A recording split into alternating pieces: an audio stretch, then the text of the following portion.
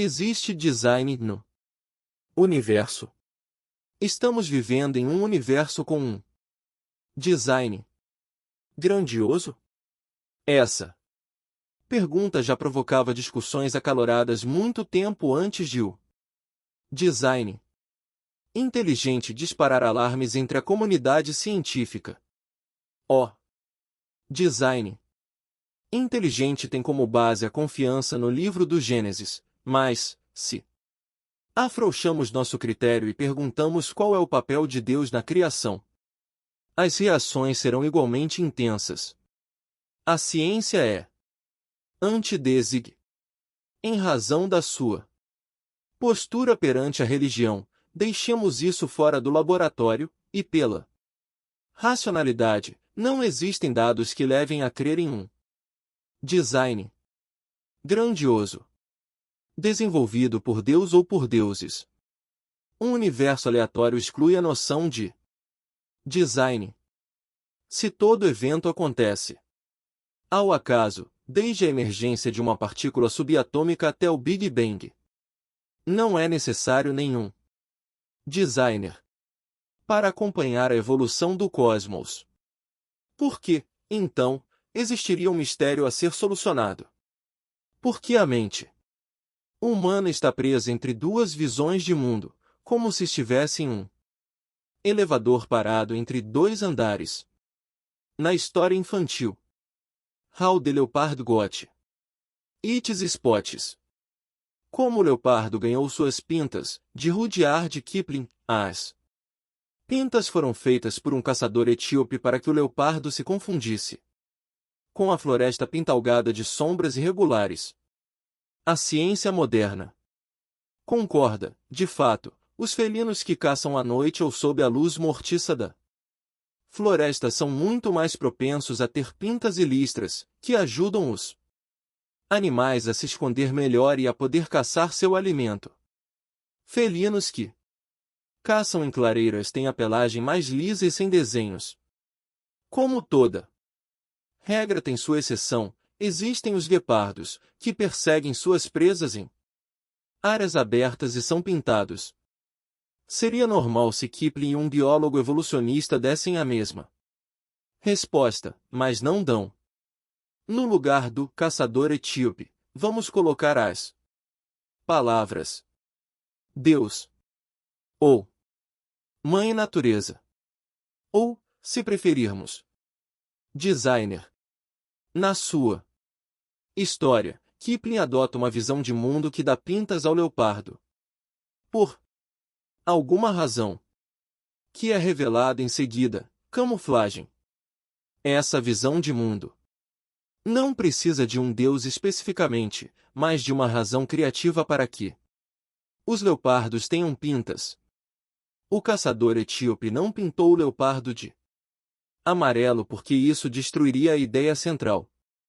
Os leopardos ganharam as pintas aleatoriamente, pela interação de dois processos químicos específicos, conhecidos como morfogênese. Esses processos químicos dão origem a todos os padrões, como as nervuras que a nossa língua sente no céu da boca. Por meio de uma mutação aleatória entre morfogêneses e como elas interagem, as pintas surgiram em alguns felinos há muito, muito tempo, e acabaram servindo de camuflagem. Eles mesmos não sabem como são na aparência. A única coisa que interessa no darwinismo é a sobrevivência, e um felino com pintas sobrevive muito mais tempo como caçador sob a luz mortiça. Os desenhos das pintas e listras nos felinos também são aleatórios. A distribuição delas foi prevista em computador pelo matemático inglês Alan Turing, que trabalhou com decodificação de mensagens durante a Segunda Guerra Mundial. Por que, então, ficamos presos entre visões de mundo, como um elevador parado entre dois andares? Porque em nossa mente há uma razão para que os leopardos tenham pintas, como diz Kipling, mas também aceitamos o mecanismo que há por trás das pintas, como diz a ciência. É muito difícil Fazer a mente aceitar que absolutamente nada na natureza tem algum significado, mas é exatamente isso que são o darwinismo, o Big Bang, a inflação cósmica e a formação do sistema solar, criações desprovidas de noções como propósito e significado. Os cientistas odeiam a palavra design, porque ela faz lembrar uma cobra, dando bote em uma visão de mundo considerada extinta. Mas, se deixarmos de lado o atual clima polêmico das opiniões, palavras como design, padrão, estrutura, forma, passam a ser sinônimos. Não há motivo racional para que a palavra design seja considerada especialmente radiativa. Mas sejamos realistas. As palavras têm história, e a história da palavra design é repugnante para muitos cientistas, por estar associada ao criacionismo. A campanha criacionista atualiza o livro do Gênesis, conclamando a ciência a apoiar a ideia de um design inteligente. De outro lado, os alarmistas veem isso como uma ameaça à integridade da ciência. Realmente, o design inteligente agrada a maioria dos fiéis e à mídia de massa, que sabe reconhecer entretenimento logo que o vê. Os tribunais rejeitaram qualquer tentativa de dar ao criacionismo a mesma importância da ciência nos currículos escolares, embora, infelizmente, existam algumas exceções. Esse campo não precisa ser arado novamente. Mas aquele elevador emperrado também não se move. Olhando a natureza, vemos design por toda parte. Seria só um truque da mente? Ninguém encontra ursos e sapos fascinados com um arco-íris. Não existe, para eles, um belo arco iridescente. Na verdade, não existe nada. Perceber a beleza de um arco-íris pode ser apenas uma grande distração. Talvez devêssemos perguntar, sem rodeios, existe alguma coisa no universo que seja intencional? Compreendendo o mistério. Embora acreditem na aleatoriedade, os cientistas costumam se referir à estrutura do átomo. As nebulosas espiraladas têm um padrão reconhecível, que pode ser, sim, considerado um design. E assim a complexa questão do design padrão forma-estrutura se esclarece como segue: o universo existe graças à emergência da ordem a partir do caos. O embate entre forma e não forma permanece para nós em todo o universo. A física se baseia em processos aleatórios desprovidos de propósito e significado. Não se fazem perguntas como: o que significa a gravidade em Júpiter? Ainda assim, a vida humana e nossa busca pela ciência tem propósito e significado. De onde vem tudo isso?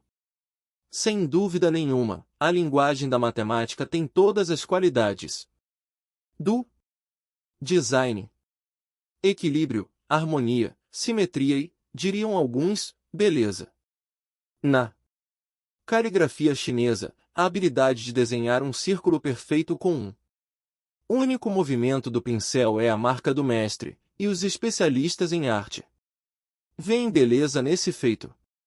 Os elétrons, ao menos em relação às órbitas inferiores, movimentam-se em círculo ao redor do núcleo do átomo. Não seria este também um belo design?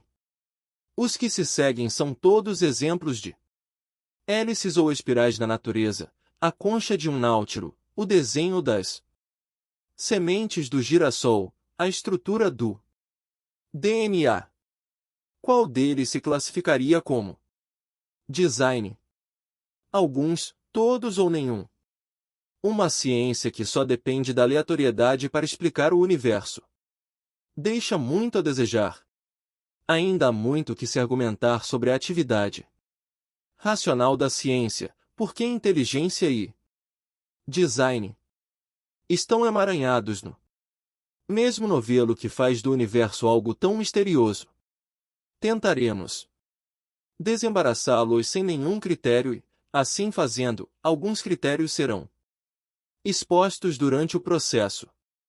Nós aceitamos os insights brilhantes de Bohr e Heisenberg, segundo os quais a natureza exibe as propriedades que um observador está procurando. Essa é uma noção que certamente pertence ao design. Nada em uma rosa, seja o rico colorido, seja a textura veludada, o espinho pontiagudo ou a suntuosa fragrância, existe sem um observador. Ao mesmo tempo a mente pode apreender uma belíssima rosa vermelha porque o cérebro humano transforma e traduz dados puros em visão, som, toque, sabor e perfume. Não existe uma única luz se não houver alguém que a veja, porque os fótons não têm luminosidade própria. Nos mais profundos recessos do córtex visual, impulsos puramente químicos e elétricos, viajando pelo nervo óptico, são transformados em luz. O fato de o cérebro ser totalmente escuro enquanto o mundo é repleto de luz pode ser considerado o mistério dos mistérios, e nós ainda não estamos prontos sequer para solucioná-lo.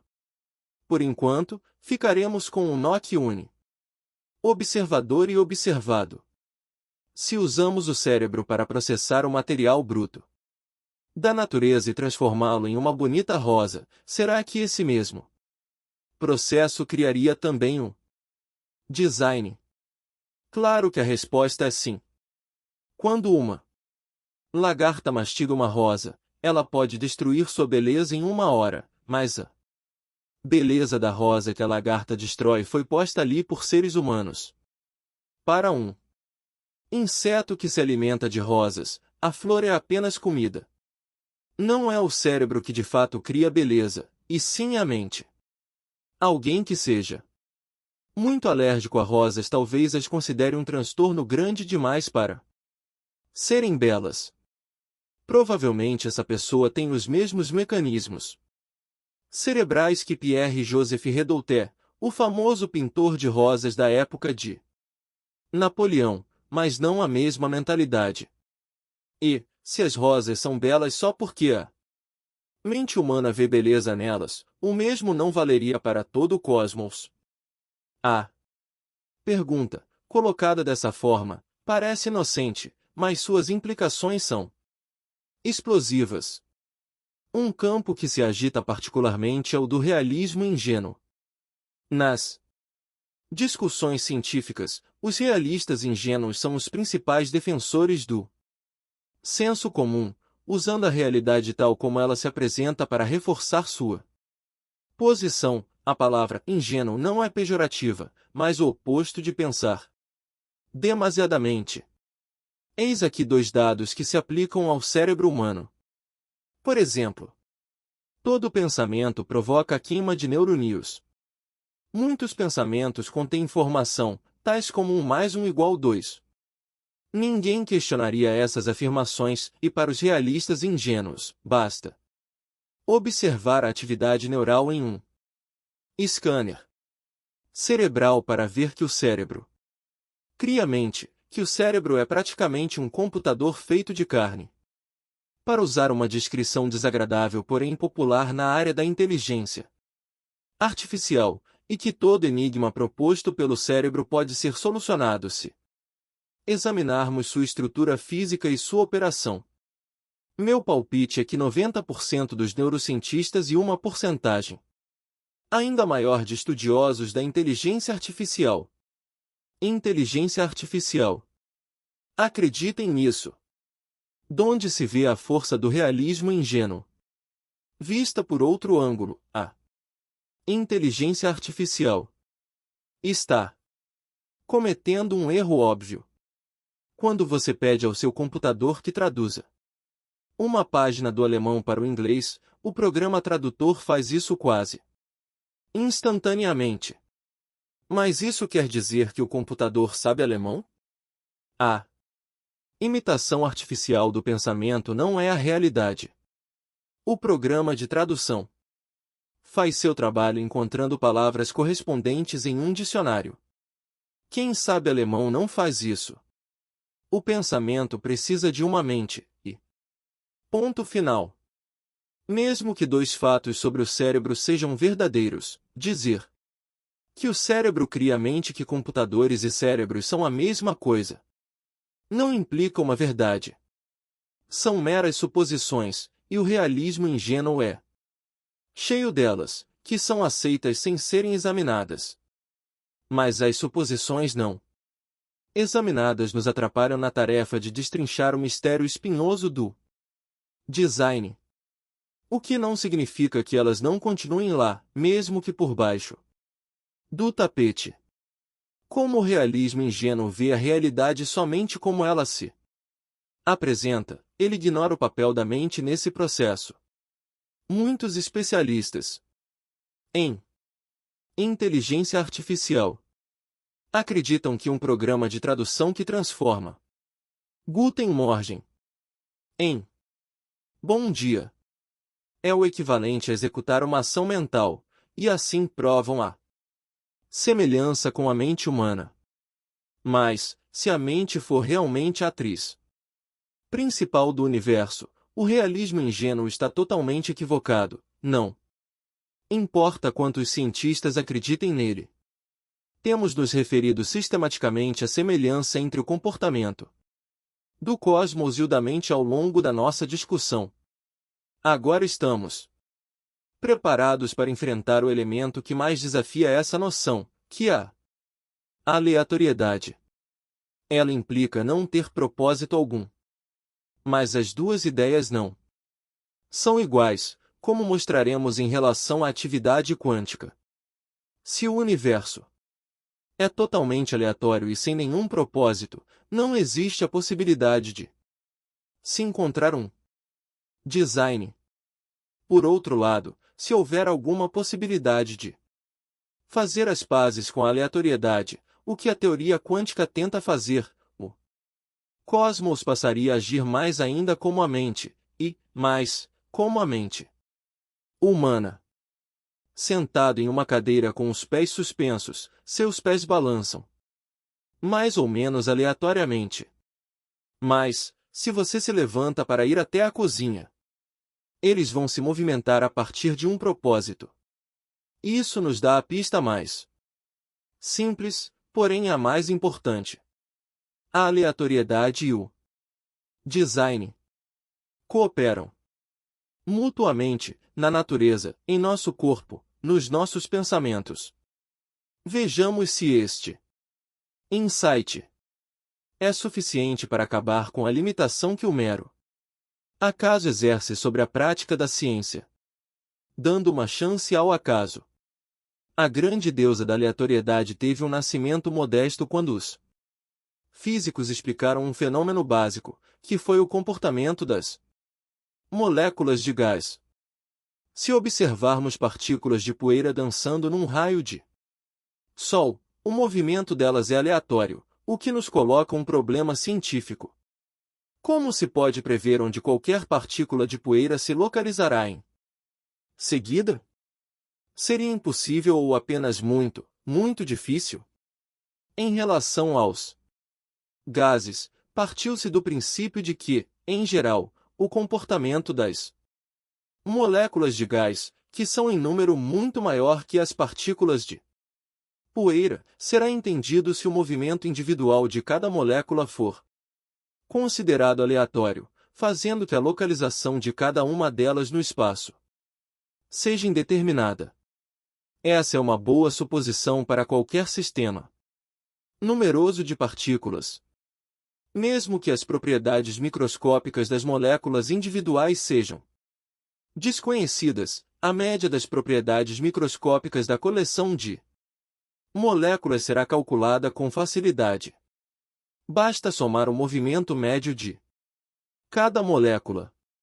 As propriedades das moléculas de gás em movimento são estudadas por um ramo da física chamado termodinâmica, porque o calor, ou estado térmico, de um gás faz as moléculas se movimentarem mais rapidamente à medida que a temperatura sobe. É por isso que a água fervente borbulha com movimentos mais rápidos. O calor permite que as moléculas de água passem para o estado de vapor, que é muito mais agitado.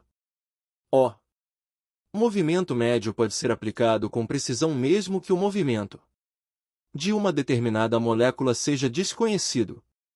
Então, conhecendo-se apenas um parâmetro, ou seja, a temperatura, a aleatoriedade será tratada como uma questão prática. Até que ponto é possível calcular legitimamente esse tipo de média? Essa pergunta ainda persiste. O cálculo da média pode tanto extrair quanto acrescentar informação. Se estamos em um helicóptero sobrevoando uma rodovia movimentada, não podemos prever qual saída um carro específico tomará. Usando a média estatística, vamos obter um número confiável que se aplica a todo o tráfego da estrada, mas desprezaremos a coisa mais importante. A aleatoriedade é uma ilusão, cada motorista sabe aonde vai. Pega a saída que precisa pegar.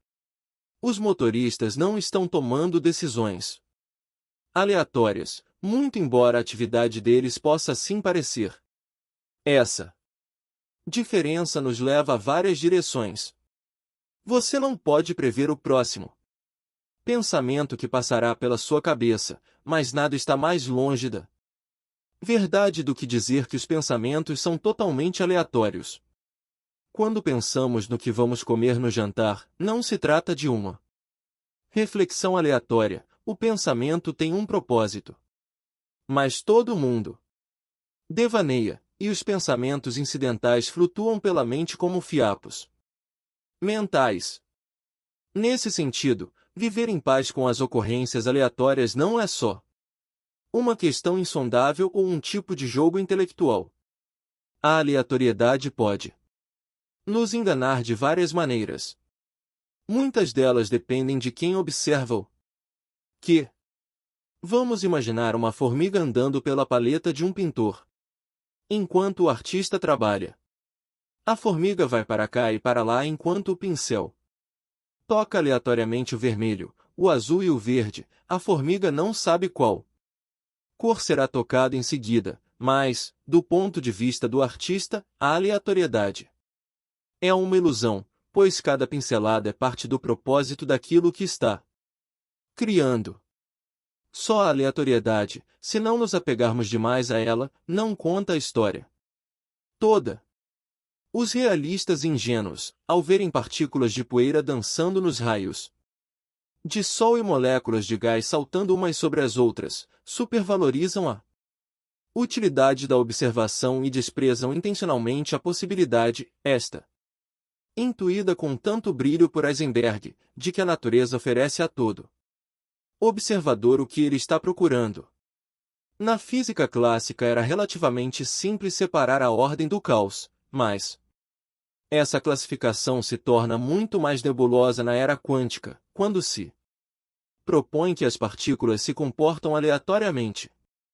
Por princípio, não é prático determinar a posição de cada molécula de ar em uma sala, mas para a física clássica, se considerarmos um supercomputador mítico com velocidade e memória ilimitadas, é possível calcular onde cada uma das moléculas se localiza e onde estará daqui a uma hora. O mesmo não acontece com as partículas subatômicas no universo quântico.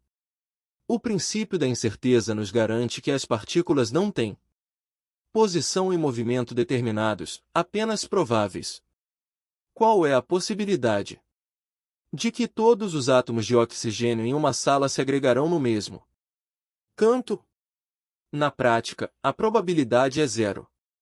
Mas um belo cálculo conhecido como equação de Schrödinger é capaz de determinar a probabilidade exata de um evento como esse, com muitas casas decimais, por menor que ele seja.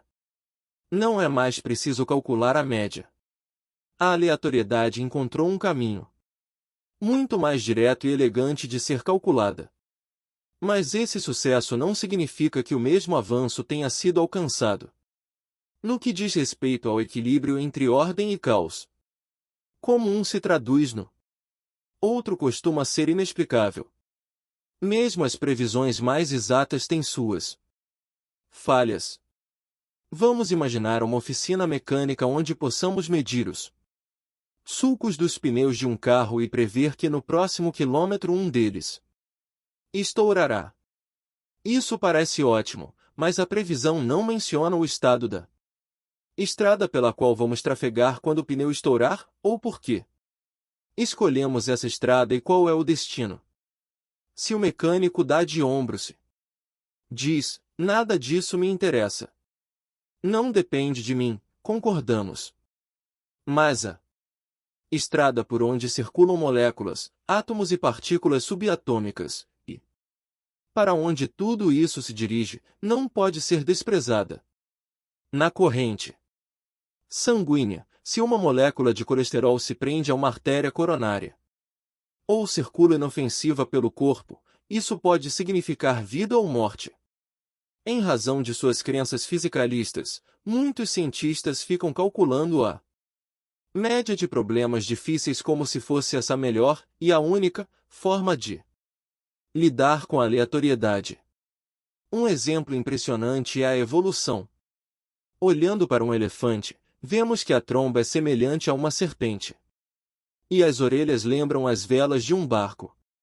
Para que elas existam, o elefante teve que evoluir, e de acordo com a teoria de Darwin foi graças a esse tipo de tromba e de orelhas que os primeiros elefantes conseguiram viver melhor.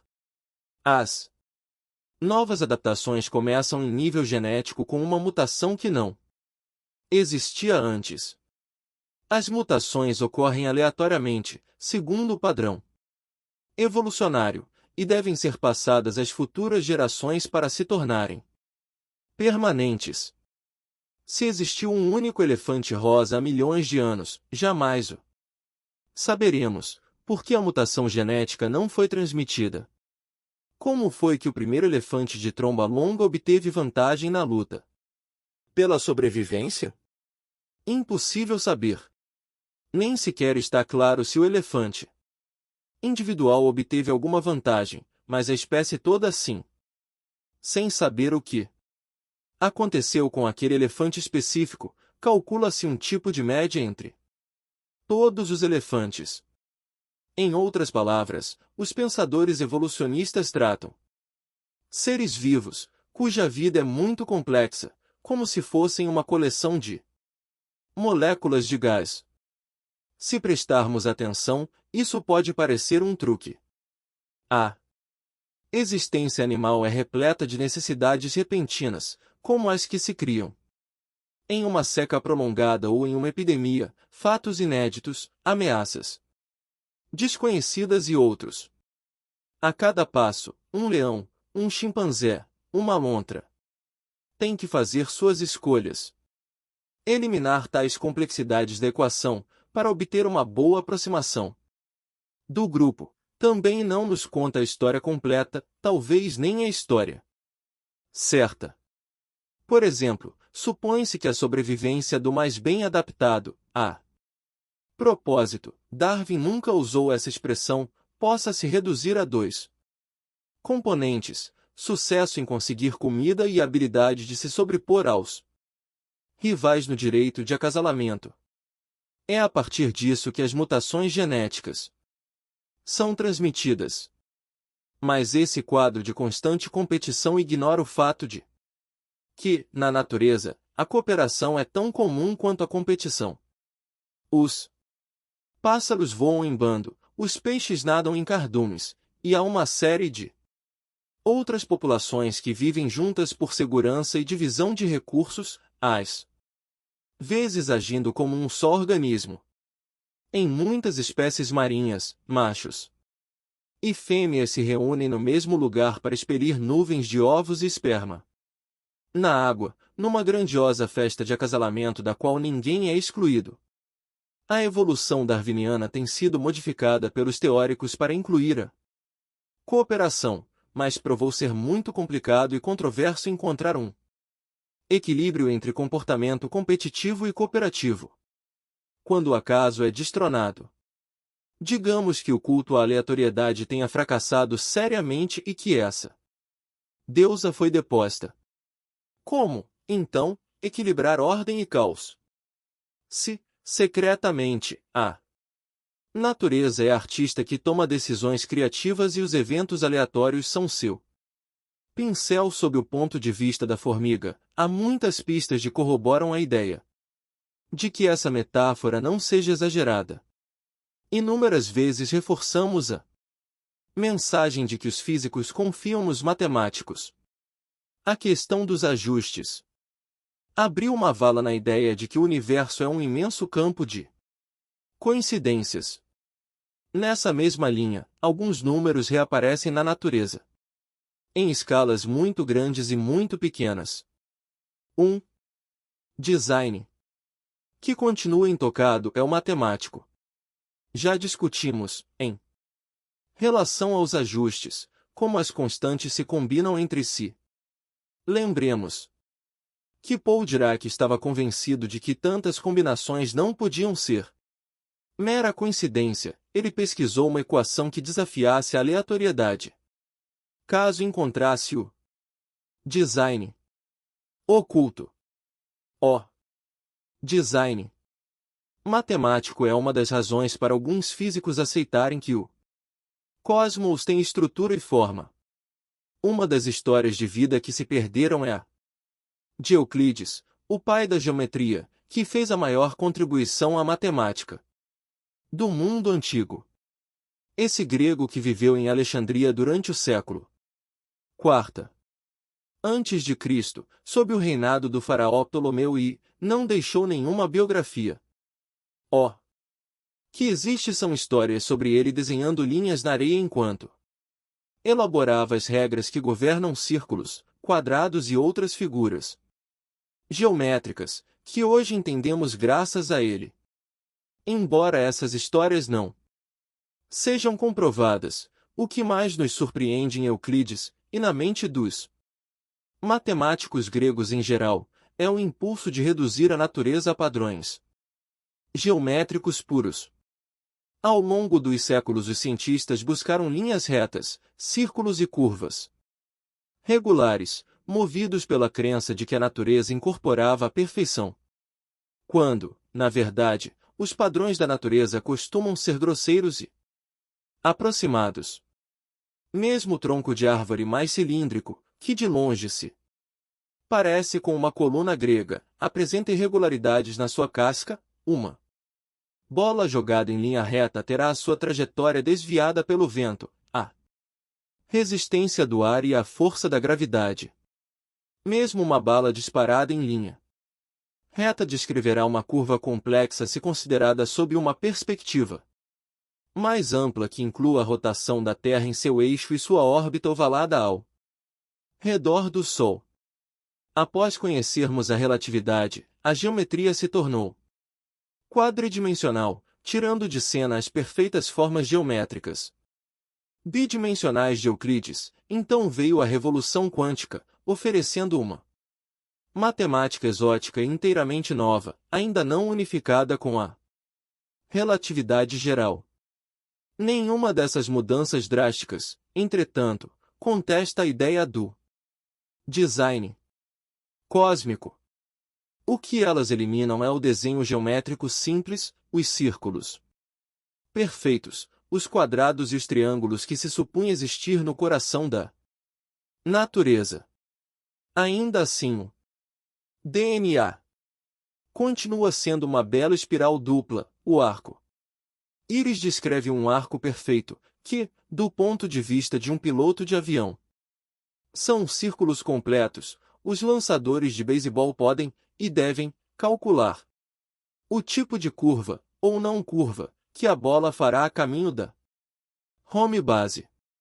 Se a natureza exibe esses designs no dia a dia, mas se constrói de eventos totalmente aleatórios no mundo quântico, temos aí uma imensa disparidade que precisa ser resolvida.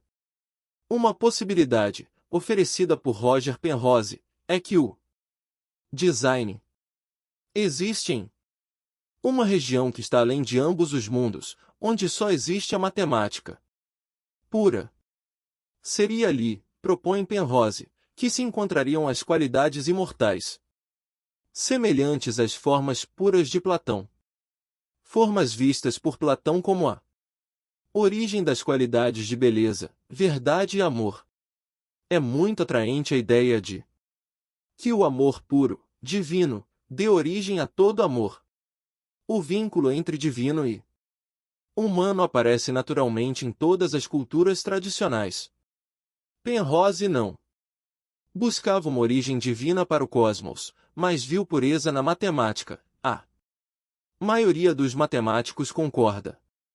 Mais importante, se a matemática existe para além de toda a criatura, ela estabiliza as constantes e âncora a realidade em um lugar intocado pelo caos, pelo aspecto tosco e irregular da natureza.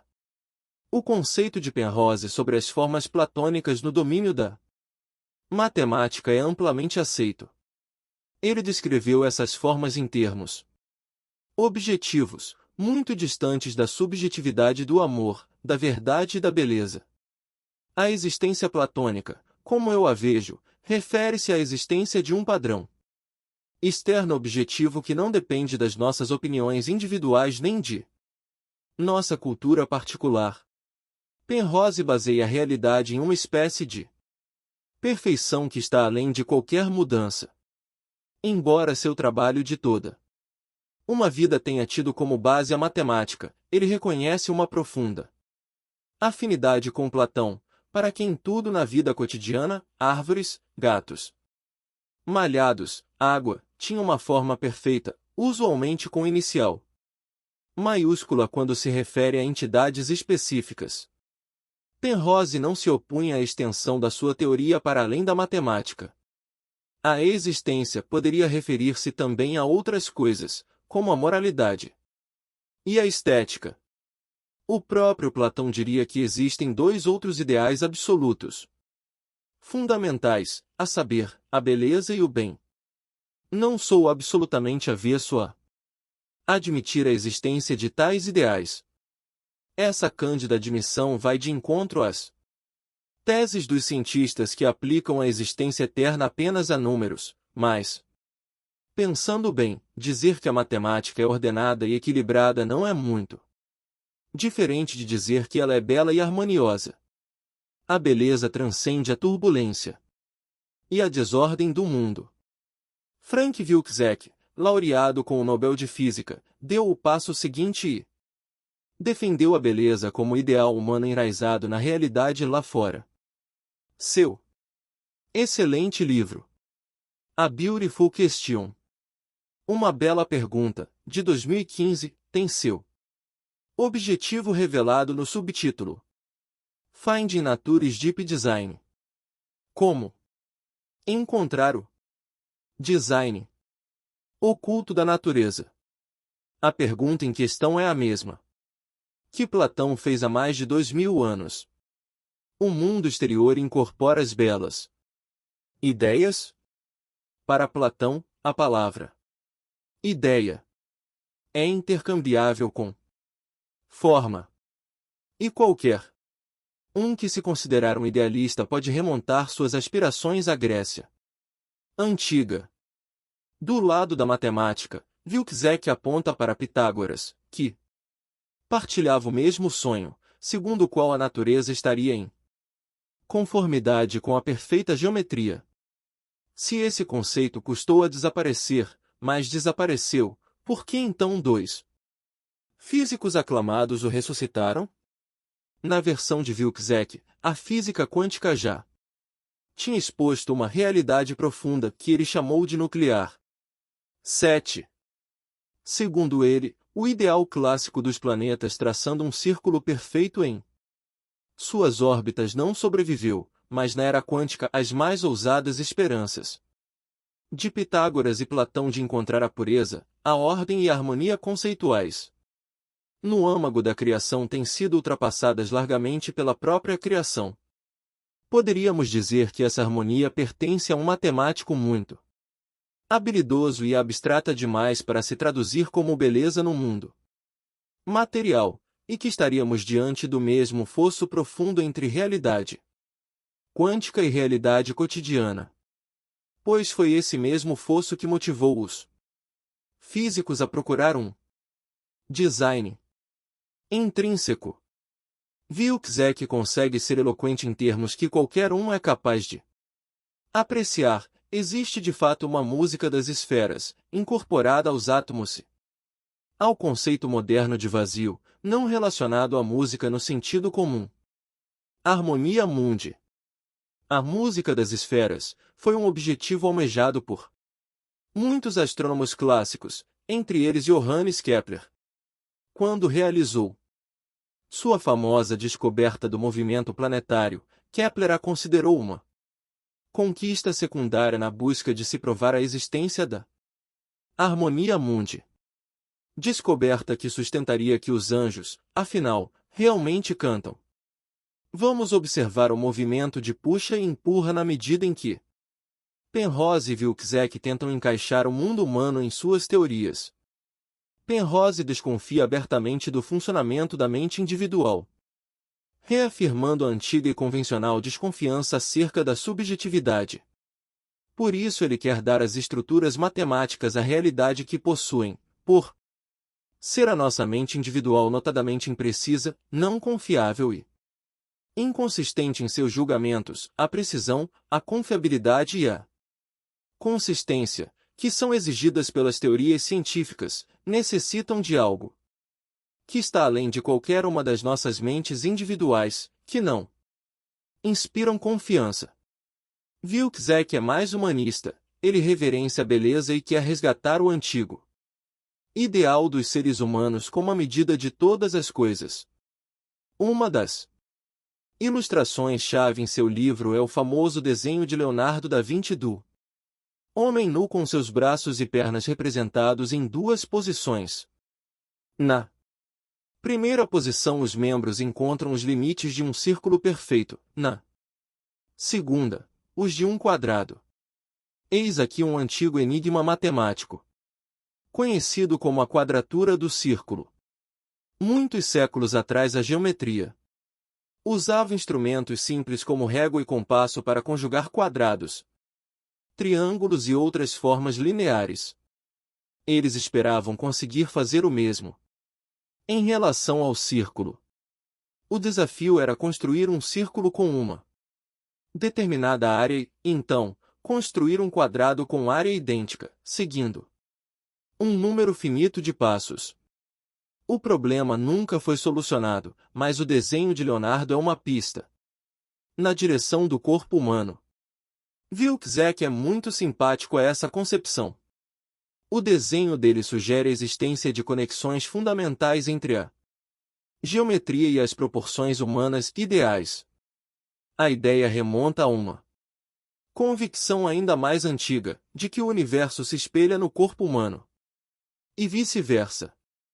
Infelizmente, nós, humanos, e o nosso corpo talvez não tenhamos tanto destaque na imagem de mundo que emana da investigação científica. Por se dizer realista, a grande maioria dos cientistas contemporâneos desconfia do mundo ideal, assim como desconfia do design. Wilczek e Penrose se veem diante de uma íngreme escalada montanha acima. Lembremos do princípio antrópico, que tenta reconduzir os seres humanos a um lugar privilegiado no universo.